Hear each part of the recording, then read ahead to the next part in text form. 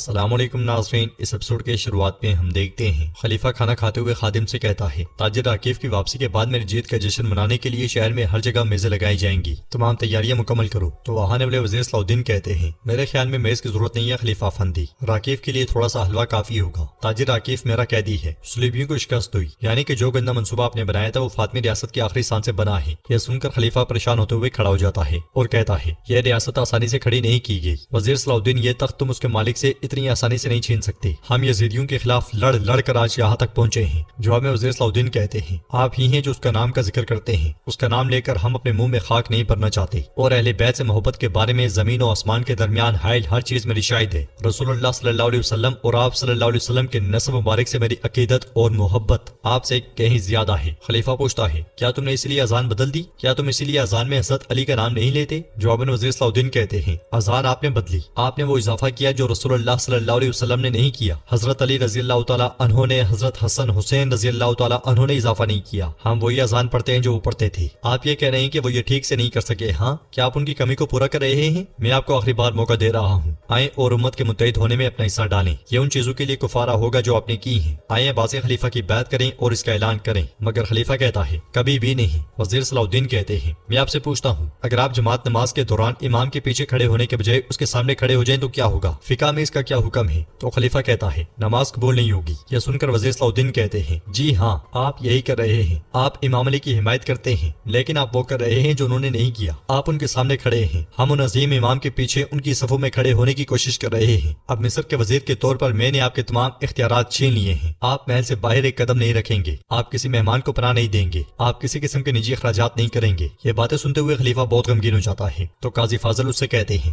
آپ نے خود ہی اپنے ساتھ کیا۔ وزیر صلاح الدین کہتے ہیں اگر آپ میرے حکم کی نافرمانی کرتے ہیں تو میں رحم نہیں کروں گا، میں آپ کو اس محل میں زندہ دفن کر دوں گا۔ یہ کہتے ساتھ ہی وزیر قاضی فاضل کے ساتھ پلٹ جاتے ہیں اور خلیفہ بہت غمگین ہو جاتا ہے۔ باہر آگے بڑھتے ہوئے وزیر قاضی فاضل سے کہتے ہیں محل کے سامنے ایک خصوصی فوج تعینات کرو، اگر کوئی اپنا سر کھڑکی سے بھی باہر نکالنے کی کوشش کرے تو اسے مار ڈالو۔ بازار سے تاجر الیاس اپنے سپاہی کے ساتھ آگے بڑھ رہا ہوتا ہے۔ سپاہی کہتا ہے عاکف پکڑا گیا، مسئلہ حل ہو گیا، ہم نے وہ مشکل اپنے آپ کو بچایا افندی۔ تو الیاس کہتا ہے وزیر صلاح الدین نے ہمیں رہا کر دیا، لیکن اس کے دھوکے میں نہ آؤ، ہم مصر میں مزید نہیں رہ سکتے، جس کا بھی عاکف کے ساتھ رابطہ تھا وہ جل جائے گا، اس کے علاوہ ہمیں ابھی تک وہ نہیں ملا جو ہمیں حاصل کرنے کی ضرورت ہے۔ سپاہی پوچھتا ہے لیکن افندی ہم اس سارے نقصان کا ازالہ کیسے کریں گے؟ تو الیاس کہتا ہے ہمیں اس کی تلافی کرنی ہوگی، ہم کچھ اور تلاش کریں گے، خدا ہمارا انجام اچھا کرے۔ اس کے ساتھ وہ دونوں آگے بڑھ جاتے ہیں۔ شام محل سے اصفہانی غمگین ہوتے ہوئے آگے بڑھ رہے ہوتے ہیں، ان کا سامنا عمر ملا سے ہوتا ہے۔ عمر ملا پوچھتے ہیں کیا ہوا اصفہانی؟ تو اصفہانی کہتے ہیں عمر ملا مصر سے ایسی خبر آئی ہے کہ میں نہیں جانتا کہ سلطان کو یہ خبر کیسے بتاؤں۔ یہ کہتے ساتھ ہی وہ خبر عمر ملا کو دے دیتے ہیں، جسے پڑھنے کے بعد عمر ملا کہتے ہیں انا للہ و انا الیہ راجعون، میں سلطان کو خبر دے دیتا ہوں اصفہانی۔ یہ کہتے ساتھ ہی وہ خبر لے کر آگے بڑھتے ہیں اور سیدھے سلطان تک جا پہنچتے ہیں۔ انہیں دیکھ کر سلطان پوچھتے ہیں میں یہاں چوکیدار کی طرح کھڑے ہو کر خبر کا انتظار کر رہا ہوں عمر ملا، میں جاننا چاہتا ہوں کہ قاہرہ میں کیا ہوا۔ عمر ملا کہتے ہیں سلطان جس خبر کا آپ کو انتظار تھا وہ آ گئی ہے، خط میں 2 اچھی خبریں ہیں، آپ نے جیسا کہ حکم دیا تھا قاہرہ میں عباسی خلیفہ کے نام سے خطبہ پڑھا گیا۔ یہ سن کر سلطان کہتے ہیں تو اس کا مطلب ہے ہم نے فاطمی ریاست کا خاتمہ کر دیا۔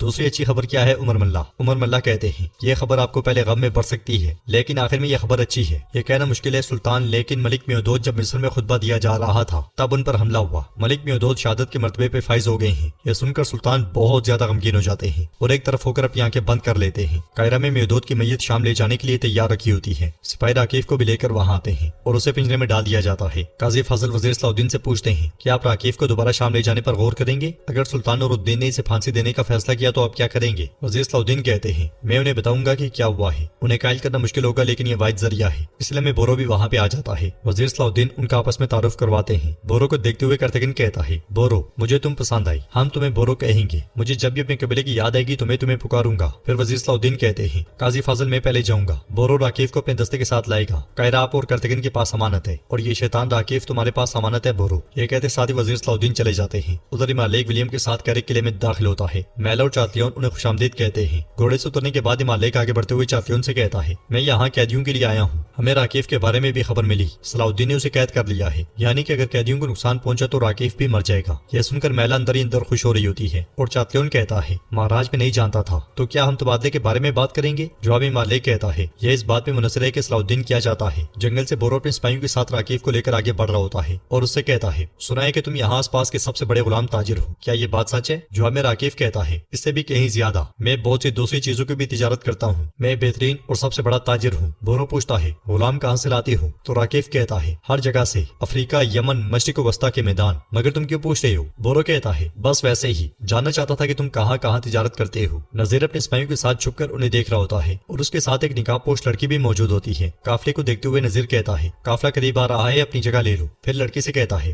اصل فرض تمہارا ہے، ہوشیار رہنا، میں کوئی غلطی نہیں چاہتا۔ یہ سنتے ساتھ ہی لڑکی آگے بڑھ جاتی ہے۔ آگے بڑھتے ہوئے بورو خطرے کو بانپ لیتا ہے اور کہتا ہے علی تو راب اپنی جگہ لے لو، یہ بدویوں کی آوازیں ہیں۔ یہ کہتے ساتھ ہی وہ گھوڑوں سے اتر جاتے ہیں۔ اگلے ہی لمحے نذیر کے آدمی ان پہ حملہ کر دیتے ہیں۔ علی اور توراب بگی کی حفاظت کرتے ہیں اور راکیف بہت خوش ہو رہا ہوتا ہے، مگر بورو کے سامنے کوئی بھی ٹک نہیں پاتا۔ اس کے سپاہی بھی حملہ کو کاٹ رہے ہوتے ہیں۔ نذیر کے آدمی مسلسل کرتے ہی چلے جاتے ہیں۔ بورو ایک ساتھ کہیں کہیں لاشیں گراتا ہے۔ وہ نقاب پوش لڑکی آگے بڑھ کر بگی کا دروازہ کھولنے کی کوشش کرتی ہے۔ یہ دیکھ کر راکیف کہتا ہے چلو نہایت چلو۔ اسے دیکھتے ہی بورو سپاہیوں کو کاٹتا ہوا اس کی جانب بڑھتا ہے۔ کائرہ کے محل کے باہر کرتگن سپاہیوں سے کہتا ہے چوکس رہو، چوکس، مضبوط کھڑے ہو جاؤ، یہ دروازہ ہے، یہ سرائے کا دروازہ ہے۔ وزیر صلاح الدین کے سخت احکامات ہیں، محل کے اندر اور باہر کوئی نہیں جائے گا۔ اگر ایک مکھی بھی جانے کی کوشش کرے اس کے بھی پر کاٹ دو۔ پھر ایک سپاہی کو ڈھیلا کھڑا ہوا دیکھ کر اسے بہت غصہ آتا ہے اور وہ کہتا ہے دیکھو البیز، دیکھو اسے، دیکھو یہ مردہ گدھے کی طرح کھڑا ہے، میں کس سے بات کر رہا ہوں؟ اور سپاہی میری بات سنو۔ یہ کہتے ساتھ وہ پتھر اٹھا کر اسے مارتا ہے اور کہتا ہے چوکس رہو، چوکس۔ یہ سنتے ساتھ وہ سپاہی تیر تان کر کھڑا ہو جاتا ہے۔ ادھر وہ لڑکی تالا کھولنے کی کوشش کر رہی ہوتی ہے کہ بورو اس تک آ پہنچتا ہے اور اسے لات مار کر پیچھے دھکیل دیتا ہے۔ پھر کہتا ہے یہ اتنا آسان نہیں ہے۔ لڑکی بھی اٹھتے ساتھ ہی اس پہ حملہ کر دیتی ہے۔ وہ کافی چاقو چوبند دکھائی دیتی ہے، مگر بورو کے حاوی ہوتے ساتھ ہی بھاگ پڑتی ہے۔ یہ دیکھ کر بورو اس کے پیچھے پیچھے بھاگتا ہے اور راکیف کو بہت غصہ آتا ہے۔ نذیر کے سپاہی مسلسل کٹ رہے ہوتے ہیں اور بچے کچھ بھاگ پڑتے ہیں۔ علی تو راب کو بگی کے پاس چھوڑ کر بھاگ پڑتا ہے۔ کائرہ میں البیز کرتگن کے پاس آ کر کہتا ہے حضور اس طرح یہ سپاہی تھک جائیں گے۔ کرتگن کہتا ہے جو بھی ہو جائے یہ ایسے ہی کھڑے رہیں گے، نہ کوئی داخل ہوگا نہ کوئی نکلے گا، کسی پہ رحم نہ کرنا، اسے فوراً مار ڈالنا، اب سے بس یہی ہوگا۔ تو آنے والے قاضی فاضل کہتے ہیں کرتگن اتنے اتراؤں کی ضرورت نہیں، تھوڑا سا پرسکون ہو جاؤ۔ جواب میں کرتگن کہتا ہے نہیں، مجھے اپنے کام میں محتاط رہنا چاہیے قاضی فاضل، ورنہ میرا سر ہوتا جو پھانسی کے تختے پہ رکھ دیا جاتا۔ اس لیے میں شمسا وہاں آتی ہے، جسے دیکھتے ساتھ ہی سپاہی تیر اس پہ تان لیتے ہیں، مگر قاضی فاضل ایک دم سے سپاہیوں کو روک دیتے ہیں اور یہ منظر دیکھتے ہوئے کرتگن سپاہیوں سے کہتا ہے کیا تم چاہتے ہو کہ صلاح الدین مجھے مار دے؟ یہ تیر نیچے کرو، اسے دیکھو، یہ وہ نہیں کرتا جو میں اسے کرنے کو کہتا ہوں، خواہ میں اسے کہوں کہ اسے نیچے کرو۔ شمسا خط قاضی فاضل کو دیتے ہوئے کہتی ہے یہ خط خلیفہ کی طرف سے آیا ہے، ہمیں خلیفہ کی بیماری کی خبر ملی ہے۔ قاضی فاضل خط پڑھ رہے ہوتے ہیں تو کرتگن ہنستے ہوئے کہتا ہے میں نے اسے بتایا تھا کہ گوگٹے انگری کی لعنت اس پہ ضرور پڑے گی۔ شمسا کہتی ہے وہ پوچھ رہا ہے کہ کیا لطیف پچھلی بار کی طرح دوائی تیار کر سکتا ہے یا نہیں؟ ان کا کہنا ہے کہ اس کے بارے میں کسی کو علم نہیں ہونا چاہیے۔ یہ سن کر کرتگن کہتا ہے ارے اسے دیکھو، وہ سب چاہتا ہے، کیا وہ علاج چاہتا ہے؟ میں یہاں سے کسی کو اندر نہیں جانے دوں گا، علاج جو بھی ہو اندر کی چیز سے بنایا جائے، میں باہر سے عرق گلاب کا بھی ایک قطرہ نہیں جانے دوں گا۔ شمسا پوچھتی ہے کیا مطلب ہے اس کا؟ کیا ان لوگوں کے لیے ہمارا جواب یہ ہوگا جو ہمیں شدت سے یاد کرتے ہیں؟ حکیم لطیف کو بتائیں قاضی فاضل، میں علاج لے کر ان کے پاس جاؤں گی۔ کرتگن کہتا ہے ٹھیک ہے شمسا خاتون، لیکن جان لو کہ جب خلیفہ صحت یاب ہو جائے گا اور اس کی قوت واپس آ جائے گی، وہ علاج کرنے والے کا ہاتھ اس طرح کاٹ دے گا جیسے اس نے نیل میں موجود مگرمچھ کو کاٹا۔ قاضی فاضل شمسا سے کہتے ہیں چلو شفا خانے چلتے ہیں۔ یہ کہتے ساتھ وہ شمسا کے ساتھ چلے جاتے ہیں۔ تو ناظرین اس کے ساتھ ایپیسوڈ بھی اختتام پذیر ہوتی ہے۔ اگر آپ کو ویڈیو پسند آئے تو ویڈیو کو لائک کر دیں، چینل کو سبسکرائب نہیں کیا ہوا تو سبسکرائب کرنے کے ساتھ ساتھ گھنٹی والے آئیکن کو دبانا مت بھولیں تاکہ نیکسٹ آنے والی ویڈیوز کا نوٹیفیکیشن آپ کو مل سکے اور آپ وہ ویڈیوز سب سے پہلے دیکھ سکیں۔ انشاءاللہ ملتے ہیں نیکسٹ ویڈیو میں، تب تک کے لیے رکھیں اپنا اور اپنوں کا بہت زیادہ خیال۔ اللہ نگہبان۔